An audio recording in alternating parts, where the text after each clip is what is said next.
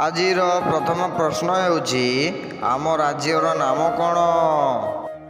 ଉତ୍ତର ଓଡ଼ିଶା। ଦ୍ୱିତୀୟ ପ୍ରଶ୍ନ ହେଉଛି ଆମ ଦେଶର ରାଜଧାନୀର ନାମ କ'ଣ? ଉତ୍ତର ନୂଆଦିଲ୍ଲୀ। ତୃତୀୟ ପ୍ରଶ୍ନ ହେଉଛି ଆମ ରାଜ୍ୟର ରାଜଧାନୀର ନାମ କ'ଣ? ଉତ୍ତର ଭୁବନେଶ୍ୱର।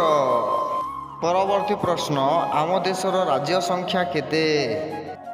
ଉତ୍ତର 28 ରାଜ୍ୟ ସଂଖ୍ୟା।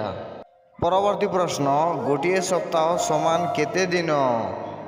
ଉତ୍ତର 7 ଦିନ। ପରବର୍ତ୍ତୀ ପ୍ରଶ୍ନ ଇନ୍ଦ୍ରଧନୁର କେତୋଟି ରଙ୍ଗ ଥାଏ? ଉତ୍ତର 7ଟି ରଙ୍ଗ ଥାଏ। ପରବର୍ତ୍ତୀ ପ୍ରଶ୍ନ ଇଂରାଜୀ ବର୍ଣ୍ଣମାଳାରେ କେତୋଟି ବର୍ଣ୍ଣମାଳା ଥାଏ? ଉତ୍ତର 26ଟି ବର୍ଣ୍ଣମାଳା ଥାଏ। ପରବର୍ତ୍ତୀ ପ୍ରଶ୍ନ ଇଂରାଜୀର ବର୍ଣ୍ଣମାଳାରେ କେତୋଟି ସ୍ୱରବର୍ଣ୍ଣ ଥାଏ? ଉତ୍ତର 5ଟି ସ୍ୱରବର୍ଣ୍ଣ ଥାଏ। ପରବର୍ତ୍ତୀ ପ୍ରଶ୍ନ ଗୋଟିଏ ତ୍ରିଭୁଜରେ କେତୋଟି ପାର୍ଶ୍ୱ ଥାଏ? ଉତ୍ତର 3ଟି।